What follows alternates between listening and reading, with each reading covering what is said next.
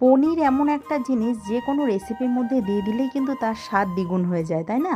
তাই আমি সেদিন পনির দিয়ে একটা রেসিপি তৈরি করে নিয়েছিলাম, যেটা কিনা মালাই পনির। তো তোমরা কিন্তু এই রেসিপিটা অবশ্যই ট্রাই করো, ভীষণ ভালো হয় খেতে।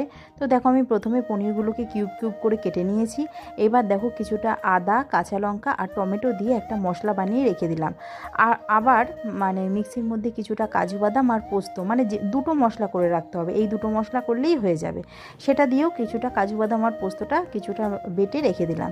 এবার দেখো কড়াইয়ে আমি সাদা তেল ইউজ করেছি, মানে রিফাইন তেল ইউজ করেছি। তোমরা কিন্তু এখানে ঘিও ইউজ করতে পারো বা বাটার, যাই হোক। দিয়ে সামান্য লবণ দিয়ে আমি হালকা করে পনিরটা ভেজে নিলাম, খুব বেশি কিন্তু ভাজিনি, জাস্ট হালকা একটা লাল কালার চলে আসলে তারপরে পনিরটা নামিয়ে নিয়েছি।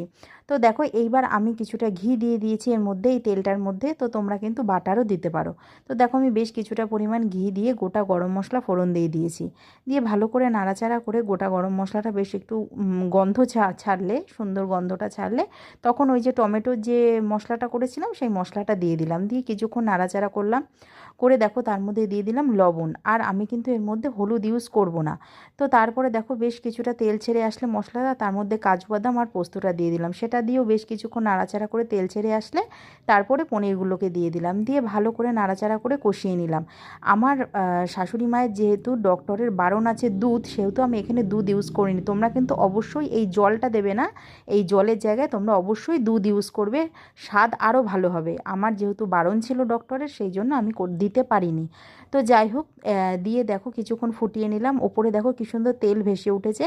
এইবার দেখো আমি কিছুটা বাটার দিয়ে দিয়েছিলাম, আর হচ্ছে কাসুরি মেথি পাতা আছে, তো সেইটা আমি কিছুটা হাতে ঘষে দিয়ে দিলাম। আর দিয়ে দিয়েছিলাম সামান্য মিষ্টি। তোমরা কিন্তু এরপরে একটু ফ্রেশ ক্রিমও ইউজ করতে পারো, দিলে কিন্তু আরও স্বাদটা বাড়বে। তো এই যে দেখো আমার পনির রেডি। তো এটাই ছিল আমার মালাই পনিরের রেসিপি। তোমাদের কেমন লাগলো রেসিপিটা অবশ্যই জানিও। দেখা হচ্ছে পরের ভিডিওতে। টাটা।